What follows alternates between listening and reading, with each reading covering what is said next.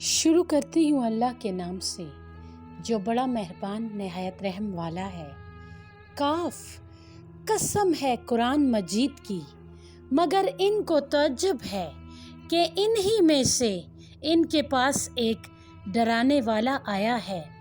تو کافر کہنے لگے کہ یہ تو ایک عجیب بات ہے، کیا جب ہم مر جائیں گے اور مٹی ہو جائیں گے تو دوبارہ زندہ ہوں گے؟ یہ دوبارہ زندگی تو عقل سے بعید ہے۔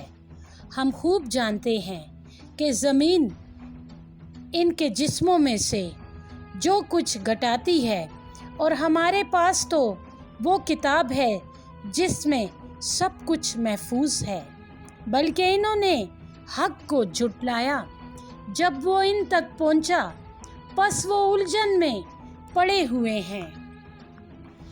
کیا انہوں نے اپنے اوپر آسمان کو نہیں دیکھا کہ ہم نے اس کو کیسا بنایا ہے اور آراستہ کیا ہے، اور اس میں کوئی دراڑ نہیں ہے؟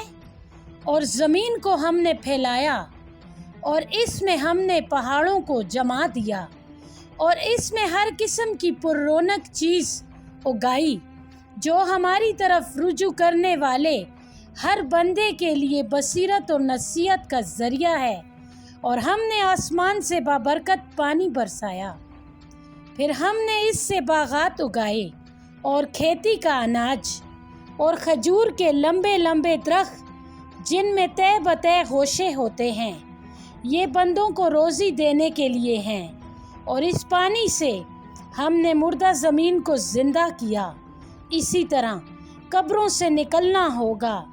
ان کفار مکہ سے پہلے قوم نوح نے اور کوے والے اور قوم سمود بھی جھٹلا چکے ہیں، اور عاد اور فرعون اور لوط کی قوم اور بن کے رہنے والے اور طبع کی قوم، ان سب نے رسولوں کو جھٹلایا، تو ہمارا عذاب کا وعدہ بھی پورا ہو کر رہا۔ کیا ہم پہلی دفعہ پیدا کرنے سے تھک گئے ہیں؟ نہیں، بلکہ یہ لوگ نئے سرے سے پیدائش کے بارے میں شبہ کر رہے ہیں۔ اور یقیناً ہم نے انسان کو پیدا کیا، اور اس کے دل میں جو وسوسے آتے ہیں وہ بھی ہم جانتے ہیں، اور ہم تو اس کی رگِ جان سے بھی زیادہ قریب ہیں۔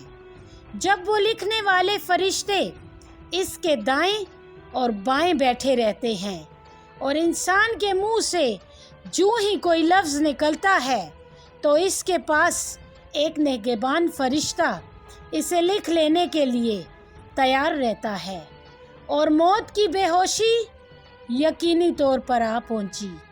یہ وہ چیز ہے کہ جس سے تو بھاگا کرتا تھا، اور سور پھونکا جائے گا، یہی ہے عذاب کا دن، اور ہر ایک شخص اس طرح آئے گا کہ اس کے ساتھ ایک ہانکنے والا اور ایک گواہ ہوگا۔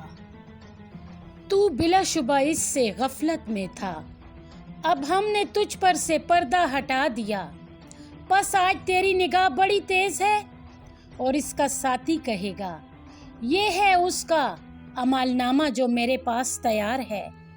حکم ہوگا کہ اے دونوں فرشتوں، ہر ناشکر سرکش کو جہنم میں ڈال دو، جو لوگوں کو نیکی سے منع کرتا، حد سے گزرنے والا اور شک کرنے والا تھا، جس نے اللہ تعالیٰ کے ساتھ دوسروں کو معبود ٹھہرایا تھا، پس اس کو تم دونوں سخت عذاب میں ڈال دو۔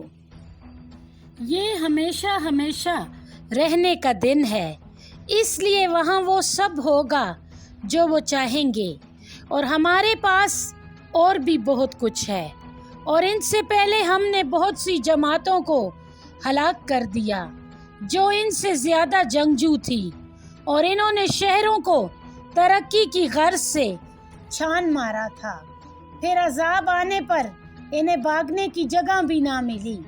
بے شک اس میں نصیحت ہے ایسے شخص کے لیے جس کے پاس دل ہو، یا جس نے کان لگا کر توجہ کے ساتھ سنے۔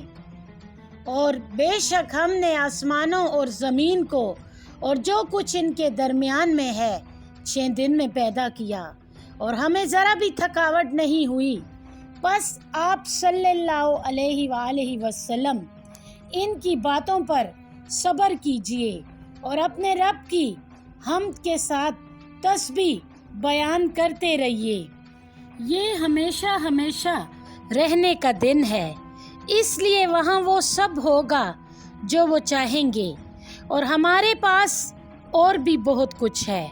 और इनसे पहले हमने बहुत सी जमातों को हलाक कर दिया जो इनसे ज़्यादा जंगजू थी और इन्होंने शहरों को तरक्की की गर्ज से छान मारा था। फिर अजाब आने पर इन्हें भागने की जगह भी ना मिली। बेशक इसमें नसीहत है ऐसे शख्स के लिए जिसके पास दिल हो या जिसने कान लगाकर तवज्जो के साथ सुने। और बेशक हमने आसमानों और ज़मीन को और जो कुछ इनके दरमियान में है 6 दिन में पैदा किया और हमें ज़रा भी थकावट नहीं हुई। बस आप सल्लल्लाहु अलैहि वसल्लम इनकी बातों पर सब्र कीजिए और अपने रब की हम्द के साथ तस्बीह बयान करते रहिए। सूरज निकलने से पहले और ग़रूब होने से पहले और रात के औकात में भी इसकी तस्बीह करते रहिए और नमाज़ों के बाद भी। और सुन रख, जिस दिन पुकारने वाला करीब ही से पुकारेगा, जिस दिन सब ही लोग यकीनन एक ज़ोरदार चीख सुनेंगे, वही दिन कब्रों से निकलने का होगा। बेशक हम ही सबको ज़िंदा करते हैं और मारते हैं और हमारे ही पास सबको वापस आना है। जिस दिन ज़मीन इन पर फट जाएगी और वो सब डरते हुए निकल पड़ेंगे। लोगों को यूँ जमा करना हमारे लिए बहुत आसान है। हम खूब जानते हैं जो कुछ वो कहते हैं और आप सल्लल्लाहु अलैहि वसल्लम इन पर ज़बरदस्ती करने वाले नहीं। बस आप सल्लम कुरान से हर इस शख्स को नसीहत करते रहिए जो मेरे वादे अज़ाब से डरे।